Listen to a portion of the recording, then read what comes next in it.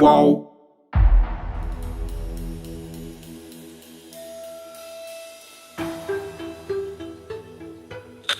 Meu muito obrigado a todos do Brasil por essa oportunidade. E se me permite, eu gostaria de fazer a leitura do meu discurso da vitória. O presidente Jair Bolsonaro costuma contar para a família e para os amigos que ele já leu a Bíblia 2 vezes. E tem um trecho que ele cita sempre, é do Novo Testamento, o Evangelho de João, capítulo 8 e versículo 32. Conhecereis a verdade e a verdade vos libertará. Esse trecho é tão importante para o Bolsonaro que ele citou logo no início do discurso de vitória da eleição presidencial em 2018. Naquele dia, 28 de outubro, o Bolsonaro estava em casa ao lado da atual primeira-dama Michele Bolsonaro e de vários apoiadores. O Bolsonaro estava usando um terno cinza e uma camisa azul e era o único mais formal. Já era quase verão no Rio de Janeiro e todo mundo em volta dele estava com alguma camisa branca ou amarela, com algum slogan de campanha ou adesivos com o número do PSL, o 17, que era o partido do presidente Bolsonaro. Logo depois do resultado, as televisões entraram ao vivo com o clima na casa do Bolsonaro. O SBT, por exemplo, mostrou até quando o presidente recém-eleito rezou de mãos dadas com a mulher e o ex-senador Magno Malta.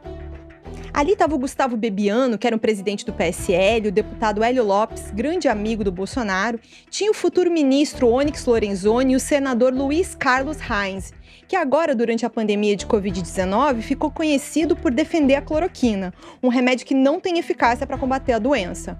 E no fundo, longe das câmeras, também estava o advogado Frederic Vassef. E foi na frente de toda essa gente que o Bolsonaro citou que a verdade ia libertar. A verdade vai libertar este grande país e a liberdade vai nos transformar em uma grande nação. A verdade foi o farol que nos guiou até aqui e que vai seguir iluminando o nosso caminho. O Bolsonaro já tinha citado essa passagem da Bíblia várias outras vezes na campanha e no plenário da Câmara dos Deputados.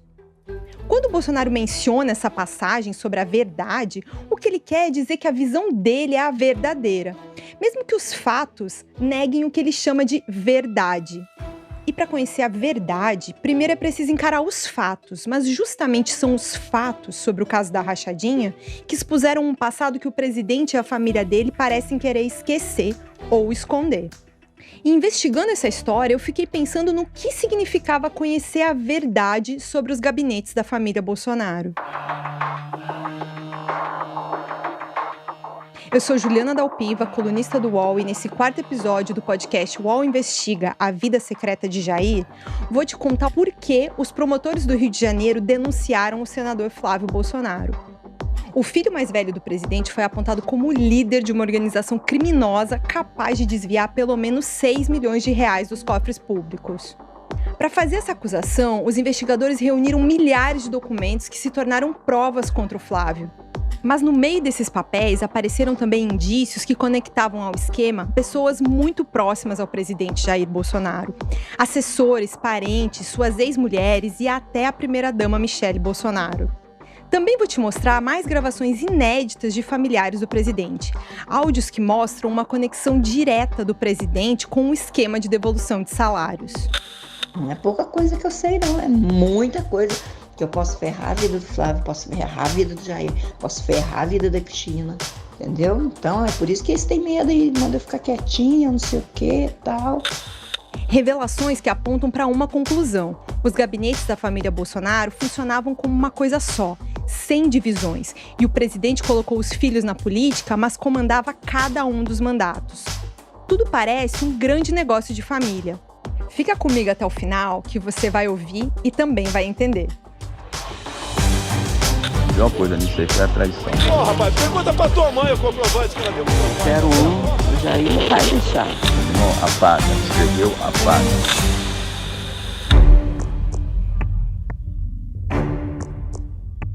Os gritos assustaram quem passou perto do gabinete presidencial no Palácio do Planalto no fim daquela terça-feira. Era 20 de outubro de 2020. O presidente estava aos berros naquele início de noite e quem passou por perto não pôde deixar de ouvir o Bolsonaro gritando que o filho mais velho, o Flávio, era perseguido pelos promotores do Rio de Janeiro. No dia anterior, o Ministério Público do Rio de Janeiro entregou no Tribunal de Justiça do Estado uma denúncia contra o senador Flávio Bolsonaro. Não se sabe ao certo como, porque o caso corre em sigilo, mas o presidente Jair Bolsonaro soube de alguns detalhes da denúncia. Além da raiva, é difícil saber ao certo o que passou na cabeça do Bolsonaro naquele dia. O rompante do presidente até foi notado pelos auxiliares, mas o motivo dos gritos acabou escondido do público em geral por mais 2 semanas. Depois de 820 dias no caso, o Ministério Público do Rio de Janeiro finalmente decidiu denunciar o Flávio e o amigo de longa data do presidente, o Fabrício Queiroz. Além deles, mais 15 pessoas. E os principais crimes apontados foram desvio de verba pública, lavagem de dinheiro e organização criminosa. Soa bem pesado e mas não foi uma surpresa. A família Bolsonaro já dava como certo que o Flávio teria que enfrentar essas acusações na justiça. Esse destino pareceu selado desde o dia 18 de junho do ano passado, 4 meses antes da denúncia. Olá, bom dia. Polícia Civil e o Ministério Público de São Paulo prenderam agora há pouco o Fabrício Queiroz, que foi assessor de Flávio Bolsonaro quando ele era deputado estadual no Rio. O Brasil acordou naquela manhã com a resposta para a pergunta que rodou o país por mais de 1 ano e meio. Queiroz. Cadê o Queiroz? Cadê o Queiroz? Onde está o Queiroz?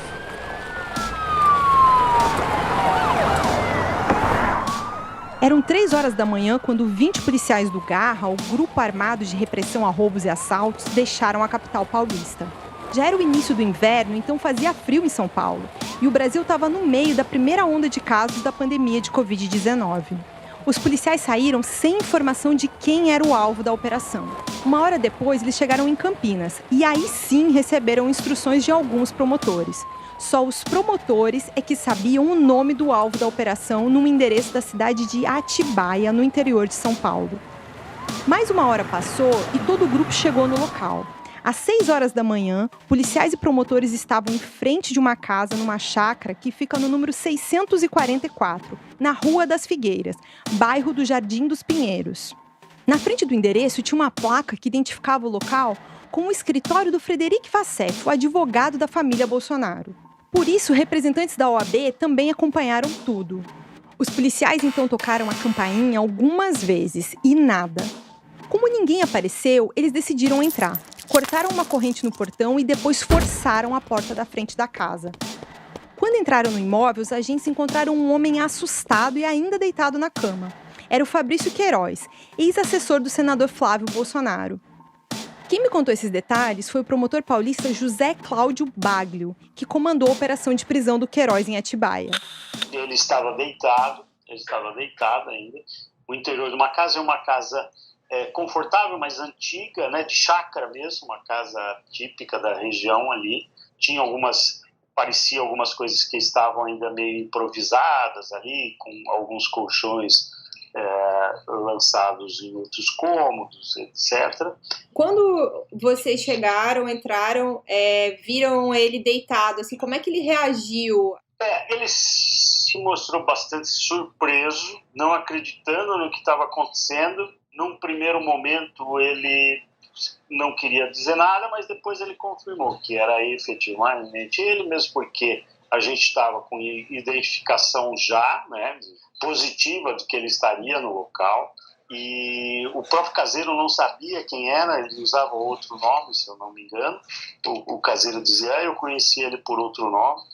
Foram realizadas as buscas, os documentos e objetos que eram possivelmente de interesse da investigação foram apreendidos conforme a ordem judicial. Ele, de algum jeito, tentou dizer que não era ele, então foi isso que eu entendi? No começo ele não admitiu que era ele, mas depois de verificar que a gente já não adiantava essa negativa, ele confirmou efetivamente que era ele. Ele não mostrou nenhuma resistência, não esboçou nada disso. Mesmo porque não tinha qualquer condição. O senhor perguntou, ou ele falou sobre como que ele estava ali dentro, sendo que a casa não é dele, ele mencionou alguma coisa nesse sentido? Não foi colhido nenhuma forma de depoimento dele, nada. E ele nem mencionou o Frederic Vassef nesse momento? Ele disse que apenas que era a chácara de um amigo que tinha... Ele estava na chácara de um amigo. Parecia um escritório de advocacia ou não? Assim? Não tinha nenhum indicativo de que ali houvesse um escritório de advocacia. Nenhum.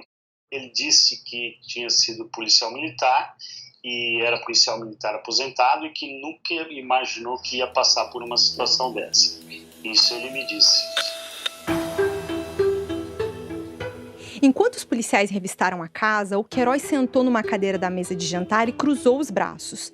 E com uma expressão séria, ele esperou os policiais terminarem a busca por documentos e celulares.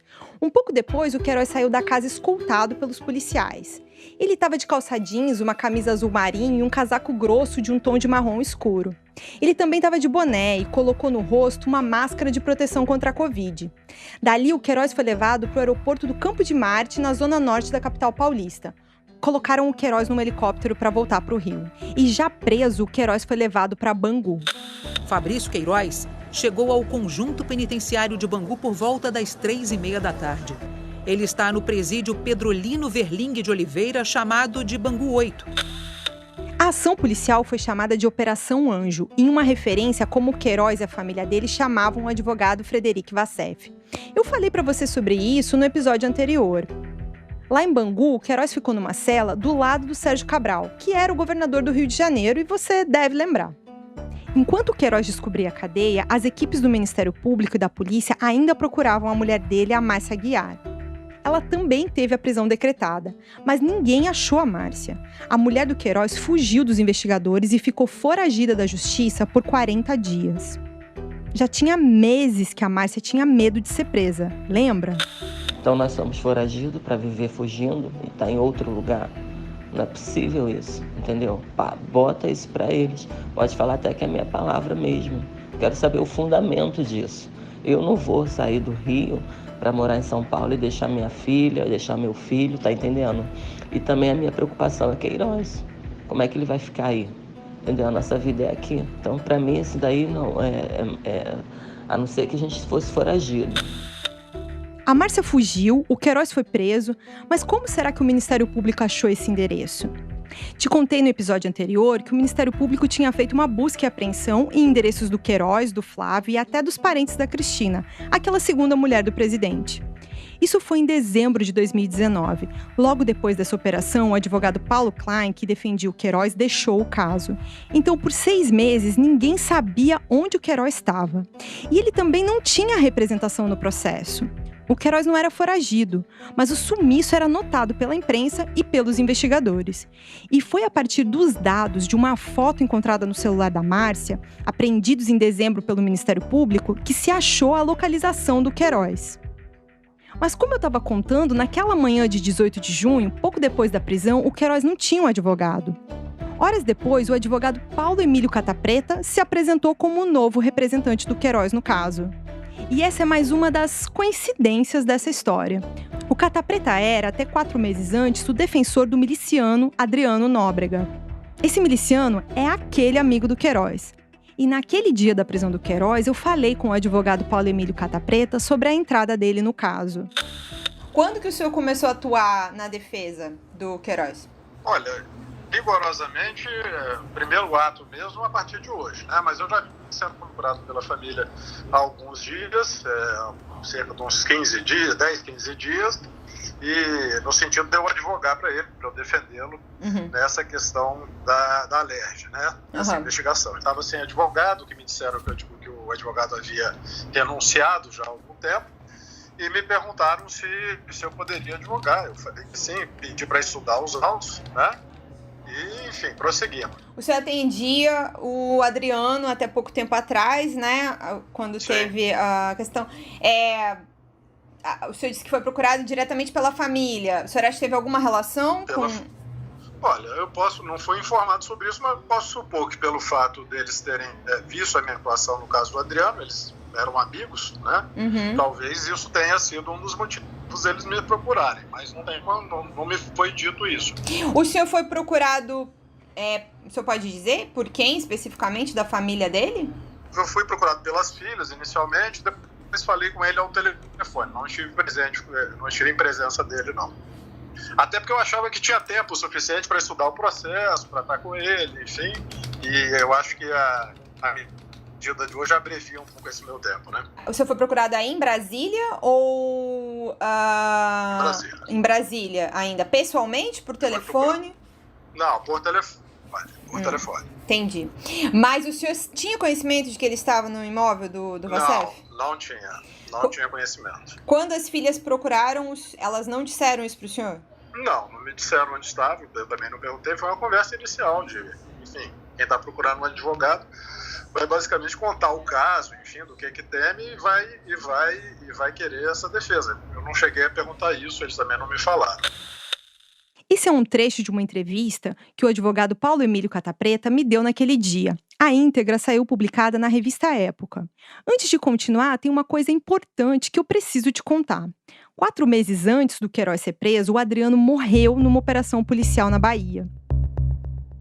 O Adriano era foragido da justiça fazia 1 ano. A polícia diz que ele reagiu e teve um confronto. Já a família do Adriano diz que ele foi executado. Mas essa é uma história longa e cheia de polêmicas que rende um episódio inteiro sozinha. Vai ter que ficar para outro dia. O que interessava naquele 18 de junho de 2020 era a prisão do Queiroz na casa do advogado da família Bolsonaro. Todo mundo procurou o Vacef por uma explicação. Afinal de contas, fazia meses que ele dizia que não sabia onde o Queiroz estava. Aí o Queiroz foi preso e o Vacef mudou a versão. O advogado passou a dizer que emprestou a casa para o Queiroz ficar durante os tratamentos de saúde que ele estava fazendo em São Paulo. O Vacef, inclusive, repetiu isso em uma entrevista para minha coluna no UOL esse ano. O senhor nunca se encontrou com nenhum desses assessores que é investigado, além do Queiroz? Quem te diria? Eu falei que eu me encontrei com o Queiroz? Eu nunca falei isso pra senhora. A senhora tá querendo pôr frase na eu achei que... na matéria? Não, você nunca ouviu eu falar que eu me encontrei com o Queiroz. Isso é mentira. Eu nunca disse a ninguém que eu me encontrei com o Queiroz. É que o Queiroz esteve na sua casa, como o senhor bem sabe, ele foi preso em Atibaia. O senhor está falando que o senhor nunca encontrou o Queiroz, é isso? Sério? Eu falei que você acabou de fazer uma afirmação. Não, eu estou corrigindo, é uma pergunta, o senhor pode responder e dizer, o senhor nunca esteve com o Queiroz. Olha o que eu vou falar sobre o Queiroz, preste bem atenção. Fui vítima de fake news, jamais escondi Queiroz, jamais Queiroz esteve escondido, Queiroz jamais esteve procurado ou foragido, nunca houve prisão decretada, Queiroz não era indiciado, não era denunciado, não era réu em ação penal, ele não era nada, era apenas um averiguado, assim como era Flávio e outras 40 pessoas, e mais do que isso, coisa que a senhora deveria saber, já que a senhora tem a íntegra do processo. A senhora deveria saber, Juliana, que jamais existiu uma determinação judicial que impedisse Queiroz de viajar, de ir, de vir, de fazer qualquer coisa, ou que ele tivesse que declarar ao juiz. Senhor juiz, eu vou sair do Rio hoje, vou passar uma semana em São Paulo, pelos motivos tais, hospedado no lugar tal e retorno na data tal. Nunca teve nada disso. Portanto, jamais houve qualquer ilegalidade no Queiroz viajar. Então, eu vou fazer um breve resumo da história Queiroz para combater a fake news do Queiroz. O Queiroz morava no Rio, no endereço declinado da Justiça, era lá que ele morava e sempre esteve. Jamais morou comigo e muito menos se escondeu comigo. São mentiras criminosas e fake news. Vou dar 2 informações importantes para a senhora. Onde estava o Queiroz antes dele ser preso em Atibaia? Por que falaram que ele morava em Atibaia 1 ano? Mentira, ele estava no Rio de Janeiro. O Queiroz chegou em Atibaia e foi preso apenas 3 dias após sua chegada. Ele foi preso no 4º dia. E aonde estava o Queiroz? Na residência dele, no Rio de Janeiro, no endereço fornecido nos autos do processo. Quanto tempo ele esteve lá? 2 meses. E antes disso, onde ele estava? Sim, ele esteve em Atibaia, 10, 12 dias. Eu não sei porque eu não estava lá, não vi, não falei com ele. Mas antes disso, onde ele estava? Rio. Então eu vou resumir para a senhora. O Queiroz viajava, ele morava no Rio, fazia viagens, ficava a maior parte do tempo no Rio, aí vinha para Atibaia, fazia seu tratamento de saúde, passava uns dias e voltava. Ele apenas viajava e transitava. Eu permitir o uso de uma propriedade para que uma pessoa em tratamento de câncer pudesse ter um abrigo não é irregular, não é imoral, não é crime, não é nada. O Vacef não gosta de falar desse assunto.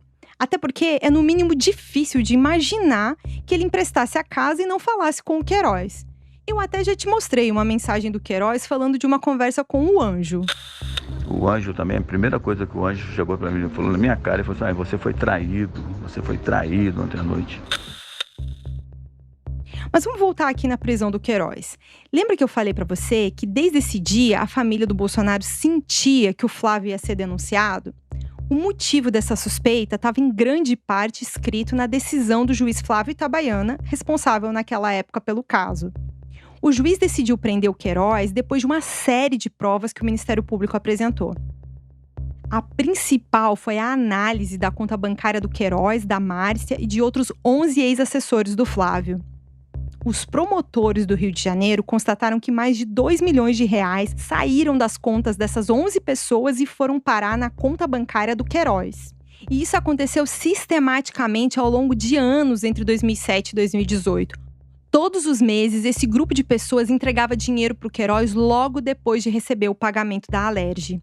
O Ministério Público também assistiu horas e horas de gravação de um banco da Alerj.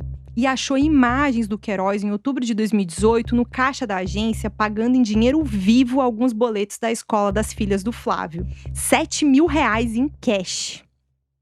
Só que os promotores descobriram que pagar essas contas com dinheiro na mão era algo comum para o Flávio. Mas 114 boletos foram pagos assim em dinheiro vivo. Dá um total de R$261 mil em espécie. O Ministério Público ainda não sabe quem pagou esses outros boletos. Só viu que não saiu da conta do Flávio ou da mulher dele. Os promotores também apontaram no pedido de prisão as mensagens da família do Queiroz que você ouviu no episódio passado. Os investigadores mostraram para o juiz que o Queiroz ainda tinha muita influência política. Eles acusaram um amigo da família Bolsonaro de tentar obstruir as investigações. Lembra da Márcia reclamando que o Queiroz continuava indicando pessoas para cargos comissionados, agora no Congresso? Confiar em amigos, entendeu? Confiar. Nessa vida a gente não tem que confiar em ninguém, bobear nem na própria família. Ainda mais no caso desse daí. Ele fala da política como se ele estivesse lá dentro, trabalhando, resolvendo. Um exemplo que eu tenho, que parece aquele bandido que está preso, dando ordens aqui fora, resolvendo tudo. Mas todos esses dados da investigação sobre os 2 milhões que o Queiroz recebeu e os boletos pagos em espécie eram só o começo. O início de uma avalanche de fatos e informações que o senador Flávio tem muita dificuldade de explicar. Mas não só ele, toda a família. Um ponto em especial é o tanto de dinheiro vivo que os Bolsonaro usaram para comprar imóveis e pagar despesas. Tipo essa história dos boletos que eu falei agora há pouco. O que eles já usaram em dinheiro vivo para pagar imóveis dá uns 3 milhões de reais. Tem até quem brinque que a família Bolsonaro possui aversão ao sistema bancário. E perguntar sobre isso para o presidente e os filhos tira todos eles do sério. Mas não é de agora. Mesmo antes de saber dessa montanha de dinheiro vivo, já faz alguns anos que o presidente fica bastante alterado quando perguntam dos assessores e do patrimônio da família. Eu vou voltar rapidinho no início de 2018, alguns meses antes da eleição. Os repórteres Camila Matoso, Ítalo Nogueira e Ranier Bragon, da Folha de São Paulo, fizeram uma reportagem sobre o patrimônio do Bolsonaro e dos 3 filhos mais velhos. Eles encontraram naquela época um total de 13 imóveis que valiam cerca de 15 milhões. Os jornalistas tentaram fazer algumas perguntas para o Bolsonaro sobre o assunto. Então vamos falar então do seu patrimônio. O senhor estava criticando o fato da Folha ter divulgado o valor do patrimônio do senhor, da sua família. Não, peraí, você tem que divulgar, é o meu patrimônio. Daqui a pouco você quer pegar a minha mãe, com 91 anos de idade, começar a levantar a vida dela. A gente pegou só dos parlamentares. Não, peraí. Você vai pegar da minha mãe daqui a pouco. Meu pai já morreu. Meus irmãos. Ok? Você tem que pegar o meu, esquece meus filhos. Porra, você tá enchendo o saco, porra. Você tá preocupado por causa do ovo o cabelo em ovo, porra.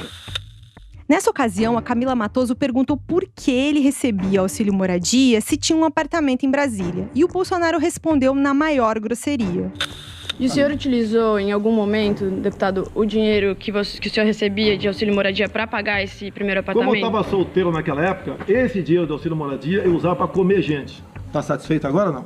Você tá satisfeito agora? Tô satisfeito com a sua resposta. Não, porque essa é a resposta que você merece.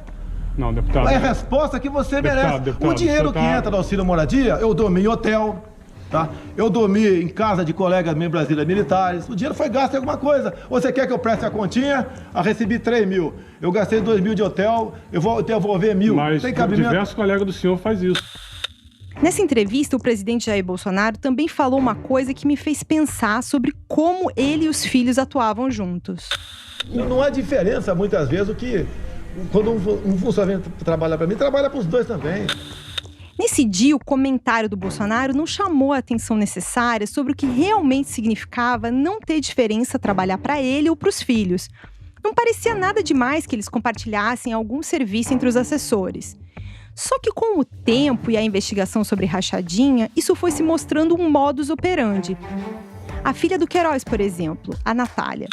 Meu pai é muito burro, cara, é muito burro. O que ele tem que ficar falando essas coisas, cara?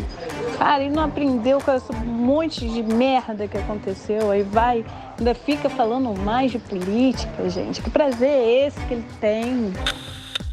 Ela sempre foi personal trainer, mas passou um tempo nomeada no gabinete do Flávio e depois virou funcionária do Bolsonaro. Se ela trabalhasse normalmente, como assessora parlamentar, isso não importava. A questão é que as provas mostraram que ela sempre foi personal. Era, portanto, uma funcionária fantasma na Alerj e na Câmara dos Deputados.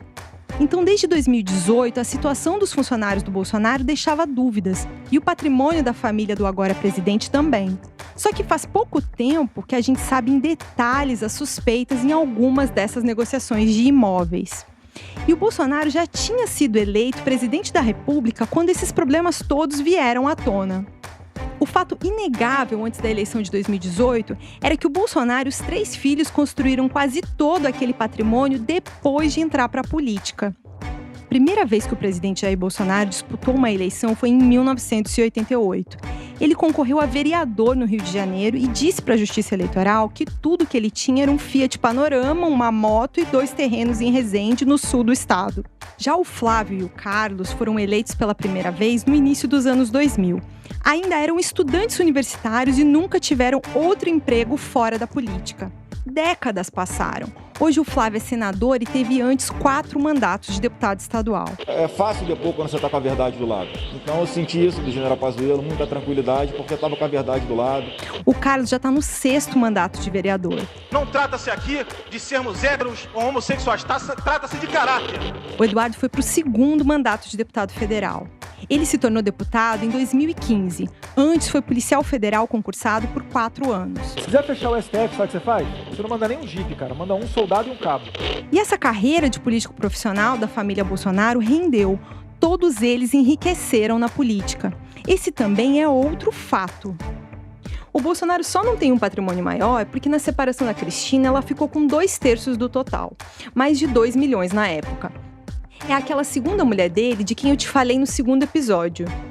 O patrimônio do Bolsonaro hoje é um apartamento em Brasília, 2 casas num condomínio na Barra da Tijuca, uma casa onde funciona um escritório político dele em Bento Ribeiro, na zona norte do Rio, e a casa de praia em Angra dos Reis. Aquela onde ele fazia um tour mostrando as armas para os convidados. Tudo isso, mais umas ações e uns carros, soma, segundo o Bolsonaro, uns 2.200.000 reais. Mas é o tamanho do empreendedorismo do Flávio que causou mais surpresa. Lá em 2003, tudo que o estudante de direito Flávio Bolsonaro tinha era um carro, um Gol 1.0.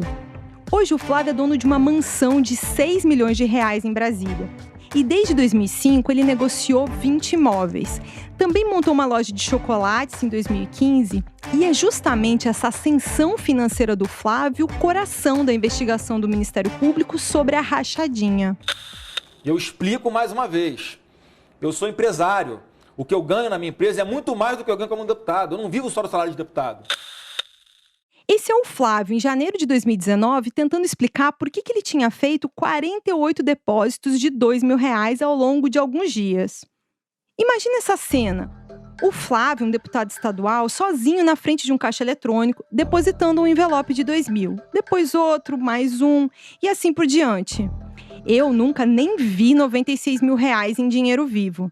Mas você não acha mais simples ir direto no caixa e depositar esse dinheiro todo de uma vez? A versão do Flávio sobre esse dinheiro é que ele recebeu na venda de um apartamento, O comprador até confirmou, só disse que não pagou de 2 em 2 mil reais.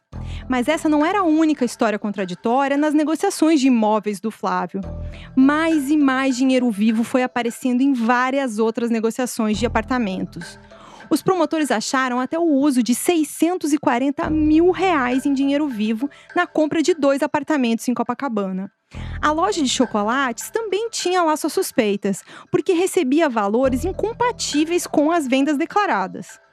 Escuta o que o promotor Luiz Fernando Ferreira Gomes disse para o Flávio depois de analisar os dados financeiros e o patrimônio dele. As suas declarações de imposto, os valores declarados pelo senhor nas suas declarações pessoais de imposto de renda não batem com o valor declarado pela empresa. As suas declarações são maiores do que as distribuições de lucros da empresa. Não sei se o senhor compreendeu. Eu compreendo, mas por mim isso não estava... checar se isso está correto, porque o que eu declaro na imposto de renda é o que eu recebi de distribuição de lucros, não. Então, isso aí. Ninguém passava para o senhor o que eles precisavam.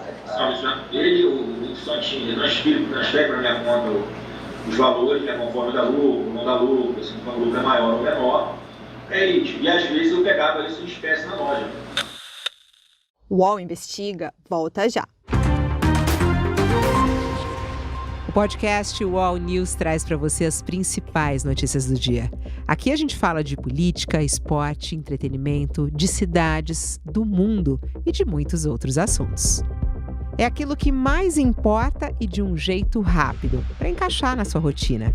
O podcast UOL News traz um resumo do programa completo, que você acompanha também em vídeo no YouTube e no UOL, para você saber aquilo que precisa e também ouvir a opinião do nosso time de colunistas, no seu tocador preferido de podcast ou assistente de voz.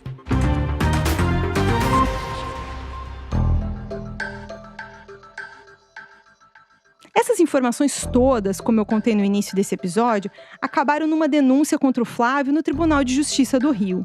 Quase 300 páginas resumindo inúmeras provas de um desvio de quase 6 milhões de reais.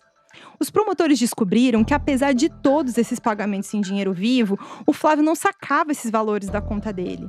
Para você ter uma ideia, a mulher do Flávio chegou a ficar 4 anos sem fazer um único saque da conta dela. Então, de onde vinha o dinheiro vivo para pagar por tudo isso? Essa é a grande questão. Para o Ministério Público não tinha mais dúvida. Um grupo de assessores não trabalhava, mas recebia e devolvia a maior parte do salário para o Queiroz, que entregava em dinheiro vivo para o Flávio. Um fato novo, importante que apareceu na denúncia foi o depoimento da ex-assessora Luísa Paz. Eu vou pedir para a Gabi Pessoa relembrar quem é a Luísa. A Luísa começou a trabalhar na Assembleia em 2011, no gabinete do Flávio Bolsonaro. Trabalhando diretamente com Flávio, ela ficou ali até 2012. Depois disso, ela ganhou outros cargos no Legislativo. A investigação do Ministério Público do Rio apontou ela como uma das funcionárias fantasmas que participavam do esquema de rachadinhas na Assembleia Legislativa do Rio. De acordo com a investigação, ela entregou para o Queiroz um total de 160 mil reais. Ela é filha de um amigo do Queiroz, e é aí que ela se aproxima da família. Eu te contei que eu fui na casa da Luísa lá em dezembro de 2018. A mãe dela ficou irritada e até mentiu pra mim, tentando me despistar, dizendo que a filha dela não tinha nada a ver com essa história. E não tem nada a ver, tá? Com a minha filha, não. Depois do avanço nas investigações, a Luísa começou a ter dificuldade para trabalhar. A história no gabinete perseguia a Luísa onde quer que ela fosse. E a Luísa começou a ficar com medo, especialmente de ser presa. Pessoas que conhecem a Luísa me contaram que ela entrou no esquema sem saber direito o que estava fazendo. O Queiroz e o pai da Luísa são amigos do tempo da polícia, e o que tinha sido oferecido para ela era só um estágio. Mas quando a Luísa chegou no gabinete para tomar posse em 2011, contaram para ela que ela não precisava aparecer na Alerj.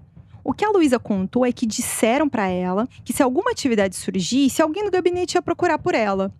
A única tarefa obrigatória da Luísa era sacar todo mês o salário e depositar para o Queiroz. A Luísa tinha que entregar a maior parte dos quase 5 mil reais que ela ganhava. Para a assessora, ficava uma mesada de 700 reais. Então, quando a Luísa sentiu que os promotores já tinham muitas provas contra ela, a Luísa decidiu depor. Em setembro do ano passado, a Luísa foi no Ministério Público e prestou um depoimento admitindo que devolveu cerca de R$160 mil para o Queiroz. Confessou que nunca trabalhou e, portanto, era uma funcionária fantasma. A Luísa apontou que sabia que a situação de outras pessoas era igual à dela, como a Natália, a filha do Queiroz. A Luísa revelou ainda que tinha que devolver o que recebia de férias, 13º, vale alimentação e, pasme, até a restituição do imposto de renda.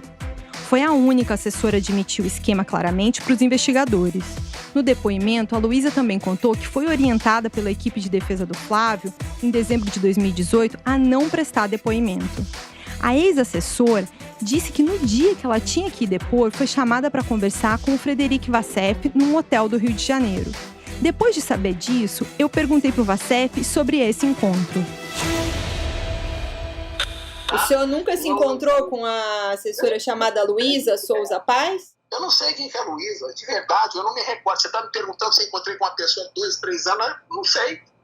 Pessoas, mas o que eu vou dizer é o seguinte: a fake news criminosa, o crime de calúnia que eu ouvi, você percebe o que eu digo? Quer dizer, você quer misturar numa matéria do presente, você quer puxar um negócio... Mas isso diz respeito ao mérito da investigação. É uma assessora do Flávio que admitiu crimes à justiça. Não, ela não admitiu crime. Ela admitiu. Não, desculpa. Ela apenas... Então, é que eu não tenho acesso. Você vai me entrevistar sobre algo que eu não tenho conhecimento, fica difícil. Eu perguntei ao senhor se o senhor teve acesso a esse depoimento, mas isso é um fato, isso faz parte da denúncia. Foi entregue esse depoimento ao órgão especial. O depoimento dessa moça, que eu não conheço, não tenho nenhuma relação, nada, não sei quem que é. Você perguntar... É que ela citou seu nome. Ela disse que foi encontrar o senhor no dia do depoimento, do dia que ela tinha que prestar depoimento no Ministério Público. Isso é mentira, isso é armação. Pode esquecer que eu nunca na vida encontrei ninguém em dia de Ministério Público. Eu soube que a Luísa entregou até os dados do celular que mostravam o deslocamento dela até o hotel do encontro. Mas sobre isso, talvez seja melhor a Luísa e o Vassef discutirem no processo com o juiz do caso. Eu queria muito te mostrar o áudio do depoimento da Luísa, mas ele está sob segredo de justiça. Ela também não quis gravar a entrevista, mas eu vou continuar tentando. Agora que eu resumi as acusações do Ministério Público contra o Flávio, deixa eu te explicar o quanto parte dessas provas complicaram também o presidente Jair Bolsonaro. Os promotores não podiam investigar o presidente. A competência disso é do Procurador-Geral da República. Mas na coleta de provas acabou surgindo muita coisa ligada ao Bolsonaro. Os investigadores não citavam, mas nós da imprensa ficamos de olho. Um dos pontos mais delicados para o Bolsonaro foi a descoberta feita pelo repórter Fábio Serapião em uma reportagem que saiu na revista Cruzoé. No meio dos dados da conta bancária do Queiroz e da mulher dele, apareceram 27 cheques, no total de R$89 mil, para ninguém menos que a primeira-dama Michele Bolsonaro. Foi rápido, você diria? Foi rápido. Nos conhecemos, namoramos, noivamos e nos casamos em 5 meses. Antes de eu continuar, deixa eu chamar minha colega Gabi Pessoa para explicar a história da primeira-dama. Ju, a primeira-dama Michele Bolsonaro é a terceira esposa do presidente. A Michele é a mãe da filha caçula, a Laura, a única mulher entre os 4 herdeiros do Bolsonaro. Ele já chegou a dizer sobre a filha que ela tinha sido resultado de uma fraquejada dele. A Michele nasceu no Distrito Federal e trabalhava como assessora parlamentar na Câmara dos Deputados. Ela foi trabalhar no gabinete dele em setembro de 2007. 9 dias depois disso, os dois assinaram um acordo pré-nupcial, que acabou virando o casamento no civil dali a 2 meses. Só que a festa mesmo só foi acontecer 6 anos depois disso, em 2013, em uma união celebrada pelo pastor Silas Malafaia. Quer dizer, então a versão que o presidente disse lá em dezembro de 2018 sobre ter feito um empréstimo de 40 mil para o Queiroz não era bem assim. Se o Queiroz pegou 40 mil emprestados do Bolsonaro, por que ele ia devolver mais do que o dobro para a mulher do presidente? Só que perguntar para o Bolsonaro sobre esse assunto se tornou um risco. Por 2 meses, o Bolsonaro foi blindado pela equipe e evitou entrevistas. Mas no domingo, no fim de agosto do ano passado, o Bolsonaro saiu para uma caminhada perto da Catedral de Brasília. O passeio gerou uma das inúmeras aglomerações provocadas por ele na pandemia. Nessa ocasião, um repórter do jornal O Globo perguntou sobre os cheques e foi ameaçado. Tenho vontade de encher tua boca com a porrada, tá?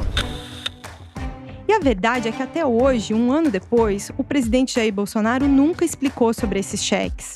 A primeira-dama também, nada. Tudo é silêncio. Mas essa não era a única questão sensível para o presidente. O próprio Flávio acabou envolvendo o pai quando foi depor no Ministério Público. As corretoras, no caso foram duas, Cirela e TG Brooksfield, elas informaram que os pagamentos do financiamento dessas SAs, como o senhor bem colocou, foram financiados pelas próprias corretoras. Parte deles foi feito com dinheiro em espécie, mais especificamente no ano de 2008, R$ 86.779,43. Outra parte foi feito com cheques, especificamente R$ 8.800, e outros pagamentos foram feitos por boletos bancários. Inicialmente, o senhor se recorda de quem eram os cheques utilizados nesses pagamentos? Não, os cheques, pelo que eu lembro, eram meus. Eram seus? Tá. E os depósitos em espécie? Eu fui pedindo emprestado para o meu irmão, para o meu pai, eles me emprestaram esse dinheiro, está tudo declarado também nas minhas postas de renda. Foram eles que foi comprado dessa forma. Aí depois eu fui pagando a eles os empréstimos. Acho que o Jorge também, que era o chefe de gabinete do meu pai, também me ajudou. Tá, o senhor mencionou que efetuou empréstimos que estão inclusive declarados na sua declaração de imposto de renda, né? E tem depois, nos anos seguintes, tem as declarações dos pagamentos desses empréstimos, a devolução. Essas transações foram feitas sempre em dinheiro ou era transferência bancária? Não, era em espécie, em dinheiro. Se o declarante sabe informar se esse empréstimo ele foi recebido de uma vez só, ele foi recebido parceladamente, e também se ele foi pago de uma vez só, se foi pago parceladamente, qual era o valor das parcelas, se ele tem alguma recordação nesse sentido. Não era em família, né? Não lembro agora exatamente como é que foi feito isso, foi parcelado, foi de uma vez só, como é que as pessoas pegavam esse dinheiro, se era de uma vez só, não me recordo. Vamos recapitular aqui. O Flávio disse que pegou 86 mil emprestado, também em dinheiro vivo. Notou que é sempre em espécie? Mas retomando, esse dinheiro para pagar as salas, o Flávio disse que pegou emprestado com o pai, o presidente Jair Bolsonaro, um irmão, que só pode ser o Carlos, porque o Eduardo era um estudante naquela época, e o chefe de gabinete do Bolsonaro na Câmara dos Deputados nesse tempo, que era o Jorge Francisco. Antes de eu continuar, deixa eu só pedir para a Gabi Pessoa explicar quem era esse assessor.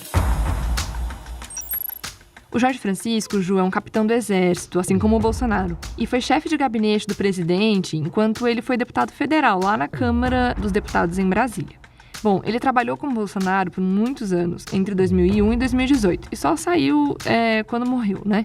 Ele é o pai do ministro do TCU, Jorge Oliveira Francisco, um dos mais próximos do presidente Bolsonaro. Mas o Flávio também pegou dinheiro com um outro funcionário do Bolsonaro, o Volmar Vilar Júnior. Gabi, explica aqui quem ele é. O Volmar é assessor do Bolsonaro desde 92, ainda na Câmara dos Deputados, e é um dos mais antigos que trabalham ali com o presidente. Desde que o Bolsonaro assumiu o governo, ele se tornou um assessor especial da Presidência da República. Mas os empréstimos que o Flávio pegou eram até maiores que esses 86 mil. O valor total dava 250 mil reais. E apesar do senador até ter declarado esses empréstimos no imposto de renda, esse montante nunca entrou na conta do Flávio. Então foi mais dinheiro vivo. Mas fora esses dados sobre os funcionários do Bolsonaro, eu também fiquei intrigada com a situação dos parentes da Cristina, a segunda mulher do Bolsonaro. Nós falamos dela no episódio 2. Os promotores identificaram que um grupo de 10 familiares da Cristina, que apareciam como funcionários do Flávio, sacaram mais de 4 milhões de reais em espécie entre 2007 e 2018, uma média de 90% do que eles recebiam como assessores. Em janeiro desse ano, eu tentei falar com a Cristina sobre toda essa situação. E essas acusações, Ana, que fazem com relação à sua família dentro da investigação do Flávio? Então, querido, o que eu costumo falar é que nós somos à disposição da justiça, entendeu? Quem não deve, não teme. Eu mesma fui depor no MP pela segunda vez, né? E o MP não compareceu, que era aquele depoimento online por causa da Covid, né? Aguardei o tempo comparecer. Eu estou à disposição da justiça a qualquer momento. Ninguém mais te procurou para fazer tentativa de depoimento? Não, ninguém mais. Mas eu estou à disposição da justiça. Uhum. E essas acusações que fazem sobre os seus parentes serem funcionários fantasmas? Assim, eu acho que cada um vai responder na hora certa. E do pessoal que era lá do Carlos, tinha uma cunhada sua que morava em Juiz de Fora. Minha querida, agora você queria saber se eu vou para Brasília, esse assunto eu não quero falar. Você não quer falar disso? Eu queria te fazer uma última pergunta. Também acharam na investigação do Flávio um momento, um caixa registrou que você sacou 50 mil reais da conta da sua irmã, Andréia. Uma conta que ela tinha em Brasília, do período em que ela foi funcionária do Bolsonaro. Eu, querida? Ficou registrado no banco isso. Então, o banco tem que mostrar esse registro aí, porque eu desconheço. Esse registro existe dentro da investigação do Flávio, porque ela teve o sigilo quebrado lá, você sabe, né? Sim, eu sei, mas eu te falei, esse assunto você tem que ligar para o meu advogado. Tá bom. Esse assunto eu não quero comentar, não quero falar, porque tá na justiça, entendeu? Nós vamos responder lá. Eu queria ter feito várias outras perguntas, mas ela foi me cortando. A questão é que, por mais que ela tente fugir do tema, mais perguntas sobre o papel dela no esquema vão surgindo. Uma coisa que estava um pouco solta lá no meio dos documentos do caso do Flávio era a situação do coronel da reserva do Exército chamado Guilherme Hudson. Deixa eu chamar a Gabi Pessoa para explicar quem ele é. Ju, o Guilherme Hudson é um coronel da reserva do Exército e estudou na AMAN, na mesma época em que o Bolsonaro.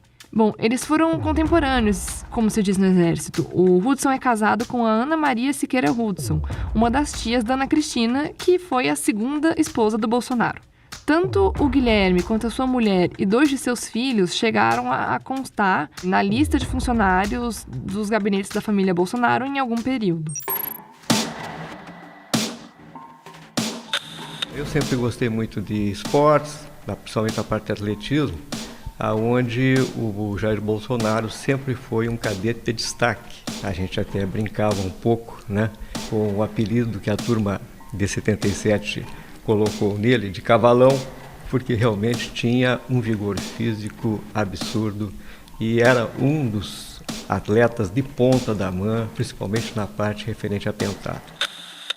Esse é o seu Hudson elogiando o Bolsonaro logo depois da eleição de 2018. Mas o coronel nunca mais deu entrevistas. Como o Hudson foi funcionário do Flávio em 2018, ele também teve o sigilo bancário quebrado. E aí apareceu que o coronel Hudson costumava fazer saques de mais de 10 mil reais em espécie. Foram 16 saques no total de 260 mil reais em dinheiro vivo no tempo que a família dele aparecia na lista de funcionários dos Bolsonaro. É um padrão um pouco diferente dos outros parentes que costumavam tirar quase todo o salário da conta com saques de 500 ou de 1.000 reais. E nessa gravação inédita da Andréia, irmã da Cristina, você vai entender o motivo. Não é pouca coisa que eu sei, não. É muita coisa que eu posso ferrar a vida do Flávio, posso ferrar a vida do Jair, posso ferrar a vida da Cristina, entendeu? Então é por isso que eles têm medo e mandam eu ficar quietinha, não sei o que e tal, entendeu? É esse negócio aí. O tio Hudson também já até tirou o corpo fora, porque quem pegava a bolada era ele. Quem me levava e me ficava no banco era ele. Vamos analisar com calma. A Andréia falou muitas coisas importantes. A primeira é que ela sabe muito. Coisas que podem, nas palavras dela, ferrar a vida da Cristina, do Bolsonaro e do Flávio. Depois, a Andréia disse que eles têm medo e estão mandando ela ficar quieta. Talvez por isso a reação dela quando eu tentei a entrevista. Eu não sou obrigada a dar entrevista pra você. Se você continuar incomodando meus amigos... Eu não importunei! Mas nessa gravação inédita da Andréia, ela também disse que era o Hudson que levava ela no banco para sacar o salário. O que a ex-cunhada do presidente contou é que ela entregava para o coronel o dinheiro do salário que ela sacava. Como eu te contei no segundo episódio, a Andréia vivia de uns bicos de faxina e de mesadas de 1.000 reais do gabinete. A Andréia foi funcionária fantasma dos Bolsonaro por 20 anos. Eu moro de aluguel, não tenho um carro, não tenho nada. Para onde que foi esse dinheiro todo meu? Entendeu? Só que não acabou ainda o que eu tenho para te mostrar. A Andréia ainda contou que um outro irmão dela e da Cristina também tinha obrigação de devolver o salário. Só que esse irmão fez isso quando era funcionário do então deputado federal Jair Bolsonaro. E o André dava muito problema aí, porque o André nunca devolveu o dinheiro certo que tinha que ser devolvido, entendeu? Tinha que devolver 6 mil, o André devolvia 2, 3. Foi um tempão assim, até que o Jair pegou e falou, ó, chega, pode tirar ele, porque ele nunca me devolve o dinheiro certo. O André Siqueira Vale é aquele que eu te contei que casou na eleição de 2018. Eu mostrei pra você no início do episódio 2. O André é produtor de eventos e é o irmão caçula da Cristina. O André foi assessor do Carlos na Câmara de Vereadores de 2001 a 2006, mesmo tempo que a Cristina era chefe de tudo por lá. Depois disso, o André passou para o gabinete do Bolsonaro na Câmara dos Deputados e ficou de novembro de 2006 a outubro de 2007. O salário dele nesse período era R$6 mil. Ele é outro que eu já tentei falar, mas não consegui. Todas as vezes que eu procurei o advogado Magno Cardoso, que defende a Cristina e a família dela, ele negou as acusações e criticou o vazamento de informações sigilosas. Esse advogado também defende o Guilherme Hudson. Eu procurei o advogado Frederic Vassef para falar sobre o conteúdo das gravações da Andréia. E ele disse o seguinte: trata-se de uma gravação clandestina, a qual eu não tenho acesso, não conheço o conteúdo, não foi feito perícia e eu não valido tal gravação. E de tudo que eu vi são narrativas de fatos inverídicos, inexistentes. Jamais existiu qualquer esquema de rachadinha no gabinete do deputado federal Jair Bolsonaro ou de qualquer de seus filhos. O que está havendo no Brasil, na verdade, é a antecipação da campanha presidencial de 2022, onde estão sendo usados todos os elementos, artifícios e artimanhas para se atingir a honra, a imagem e a reputação do presidente da República e da família Bolsonaro. Mas eu ainda não terminei de te contar sobre a montanha de documentos do caso do Flávio que trazem problemas para o presidente Jair Bolsonaro. No meio dos autos da investigação surgiu um dado suspeito sobre a primeira mulher do presidente, a Rogéria. Vou chamar a Gabi Pessoa para você conhecer a história da Rogéria. Ju, Rogéria foi a primeira mulher do presidente Bolsonaro. Ela é a mãe do Flávio, do Carlos e do Eduardo, dos filhos 01, 02 e 03. Bom, ela também foi a primeira pessoa da família que o Bolsonaro colocou na política e foi vereadora do Rio entre 93 e 2000. Ela e o Bolsonaro se separaram em 97 e no ano passado ela tentou um novo mandato na Câmara, mas não conseguiu se reeleger. O imposto de renda do Flávio tinha uma informação de que ele fez uma doação de R$700 mil em espécie para a mãe dele, a Rogéria, em 2010. Dependendo do tamanho, esse volume de dinheiro mal cabe direito numa mala. Só para você ter uma ideia, aquelas malas que foram encontradas com o assessor do ex-presidente Michel Temer tinham R$500 mil. Eu perguntei para os advogados do Flávio o motivo dessa doação. Eles criticaram o vazamento da informação e disseram que não podiam comentar dados sigilosos. A Rogéria também não quis dizer nada. A mãe do Flávio também não quis explicar outra coisa. Em 97, no fim do casamento dela e do Bolsonaro, a Rogéria pagou em dinheiro vivo um total de R$90 mil por um apartamento na Vila Isabel, na zona norte do Rio de Janeiro. E nessa época, a Rogéria era vereadora. Eu sei que os cheques do Queiroz para a atual primeira-dama se tornaram uma história bem mal explicada. Mas as ex-mulheres do presidente também se envolveram em situações suspeitas, mesmo sem cheques do Queiroz. Parece um modus operandi. Vários gabinetes com funcionários fantasmas e muito dinheiro vivo em compras de imóveis. Vários dados apontam para uma origem do esquema antes do Flávio ser deputado e do Queiroz ser assessor. E tudo é muito conectado.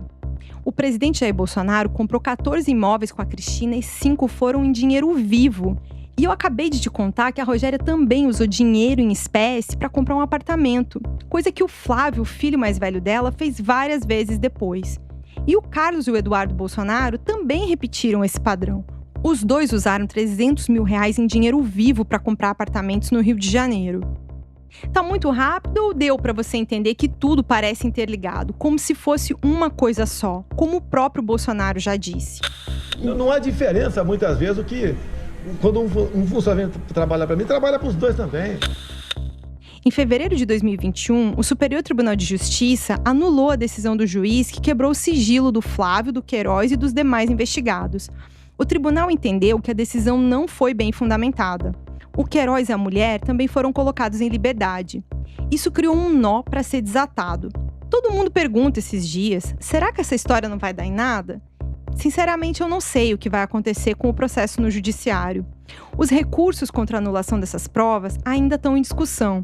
A denúncia contra o senador e o Queiroz ainda não foi avaliada.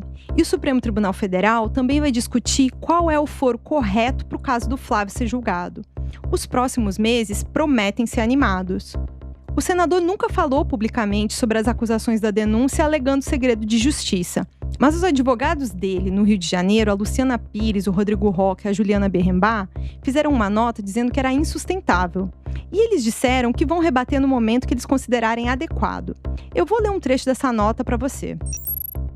Dentre vícios processuais e erros de narrativa e matemáticos, a tese acusatória forjada contra o senador se mostra inviável e não passa de uma crônica macabra e mal engendrada, influenciada por grupos que têm claros interesses políticos e que agora tentam voltar ao poder. A denúncia com tantos erros e vícios não deve sequer ser recebida. Mas mesmo com essa negativa, ficaram muitas perguntas sem resposta. E depois de tudo que eu te contei, parece que a história está muito longe de acabar. O Carlos, a Cristina e os irmãos dela, a Andréia e o André, também são alvo do Ministério Público por uma investigação que apura a existência de rachadinha e funcionários fantasmas no gabinete do Carlos. Não sei você. Eu acredito que faltam respostas sobre as coisas que a Andréia contou nessas gravações inéditas. É preciso saber melhor o papel desse coronel Hudson. Segundo a Andréia, é o Hudson que ficava com o salário dela na época em que ela aparecia como assessora do Flávio. O papel do Hudson lembra a acusação feita contra o Queiroz. Do jeito que a Andréia falou, parece que tinham mais operadores no esquema. Tem ainda a situação do André, esse irmão da Cristina que não devolvia o dinheiro direito. Será que as autoridades vão investigar? Não sei. A única certeza que eu tenho é que essa história sempre vai perseguir o Bolsonaro e a família dele por onde eles forem. Uma amostra disso já aconteceu na CPI da pandemia. Imagina a situação, um cidadão honesto ser preso por um vagabundo como Renan Calheiros. Olha a desmoralização. Estão perdendo a visão do todo. Luiz, como é Luiz? Você é um vagabundo. Vagabundo é você que roubou dinheiro do pessoal. Seu gabinete. Vagabundo. Peraí, por favor. Isso aí. Quer aparecer, rapaz? Acabamos de receber a notícia que o senhor Frederico Assef está nessa comissão parlamentar de inquérito, nas proximidades aqui do corredor do banheiro feminino, andando sem máscara. É importante essa comissão parlamentar de inquérito saber o que a sua senhoria, senhor Frederico Assef, veio fazer no Senado Federal exatamente numa sexta-feira, a essa hora, durante um dos depoimentos mais importantes da CPI. Mas mesmo que o Ministério Público não apure as informações das gravações da Andréia, muitos fatos já foram revelados. A caixa de segredos do Bolsonaro foi aberta. Você ouviu a história até da boca de alguns dos protagonistas dela e pode tirar as suas próprias conclusões. Pode conhecer a verdade e refletir. Conhecereis a verdade e a verdade vos libertará.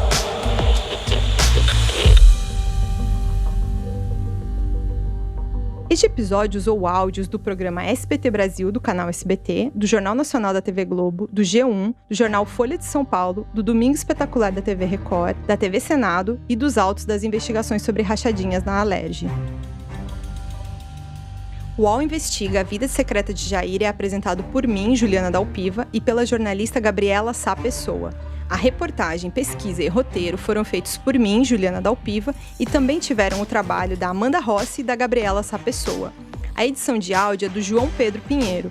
A coordenação foi da Juliana Carpanês, do Flávio Costa e do Marco Sérgio Silva. O projeto também contou com Alexandre Gimenez e Antoine Morel, gerentes de conteúdo, e Murilo Garavello, diretor de conteúdo do UOL. Agradecimentos a Cláudia Cois.